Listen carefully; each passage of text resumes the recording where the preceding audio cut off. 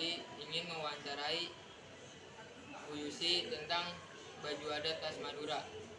Saya ingin menanyai apa ciri khas baju Madura?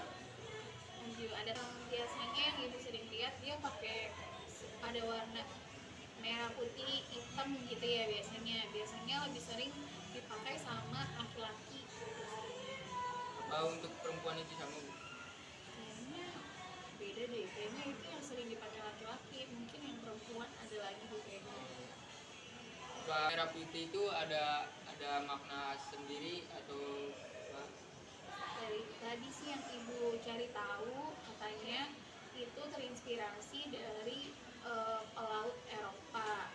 Nah terus mungkin di apa namanya dimodifikasi lagi jadi merah putih. Nah merah putih itu katanya merah melambangkan apa tadi ya, keberanian, tegas, jadi dipakai warna itu. Dan itu kayaknya jadi dari baju itu banyak filosofinya, banyak nilainya dari baju khas Madura itu.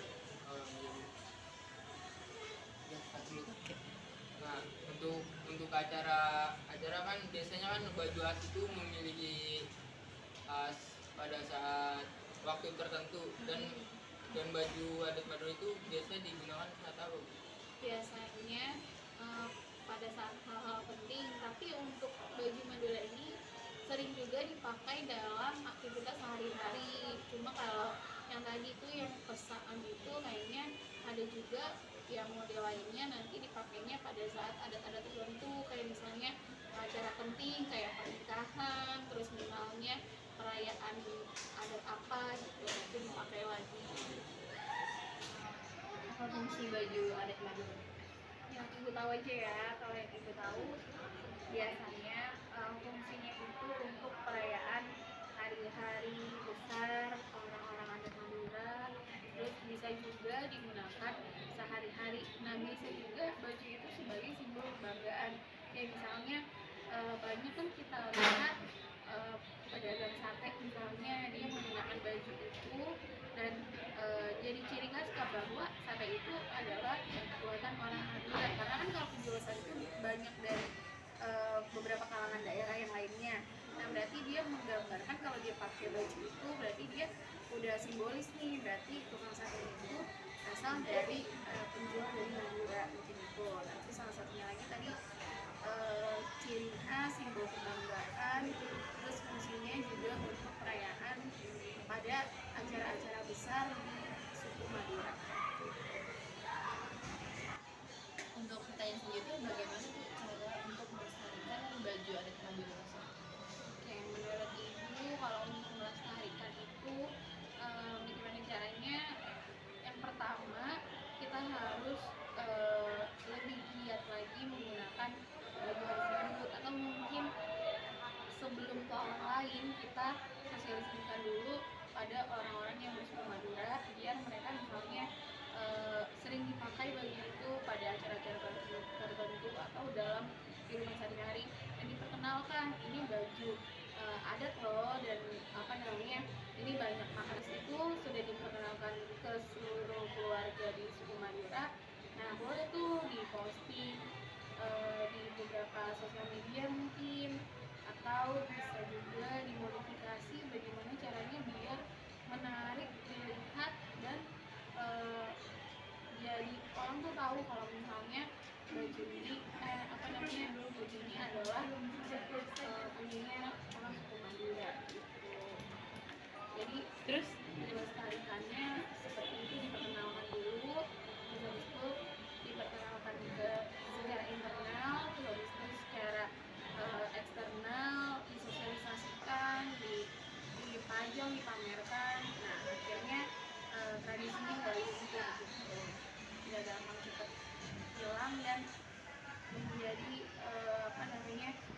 pengetahuan oleh orang banyak. pertanyaan selanjutnya, kenapa sih Bu baju daerah setiap daerah itu berbeda-beda? Jadi kalau menurutku kayaknya ya, kenapa berbeda-beda, karena kan setiap daerah itu punya ciri khas yang berbeda-beda, termasuk dari warna, dari bentuk tulisannya, dari bentuk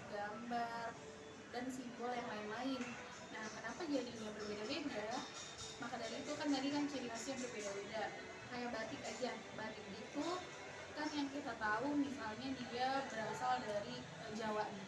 Nah di Jawa itu kesebar lagi, daerah Solo batiknya beda, daerah Jogja batiknya beda. Kenapa kayak gitu? Karena mereka punya ciri khas sendiri. Kayak misalnya orang-orang di daerah Solo punya karya sendiri tentang bentuknya, tentang arsirannya. Begitu juga dengan Jogja dan yang lainnya, apalagi dengan baju adat. Kayak misalnya nih di Papua, dia baju adatnya koteka. Koteka itu kan bentuknya kayak bajunya tuh seperti baju yang minim gitu ya, minim gitu, terus kayak terbuka. Nah kenapa mereka kayak gitu? Mungkin karena situasi dan kondisi juga mereka itu panas. Kalau misalnya mereka pakai baju adat yang terlalu tertutup, terus banyak aksesoris yang lainnya, maka nggak akan lama tuh bisa dipakai dalam Jadi kayak panas jadi panas, terus jadi gerah, akhirnya tidak menghayati baju adat sebelumnya. Nah berbeda dengan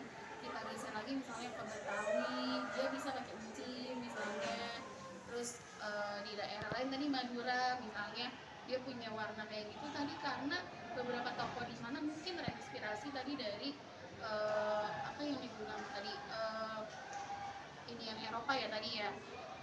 Nah terus abis itu kenapa berbeda-beda? Karena tadi ciri khas, simbolis, terus adat istiadatnya berbeda-beda, maka pembuatannya juga berbeda-beda. Aksesorisnya juga kan berbeda-beda ya.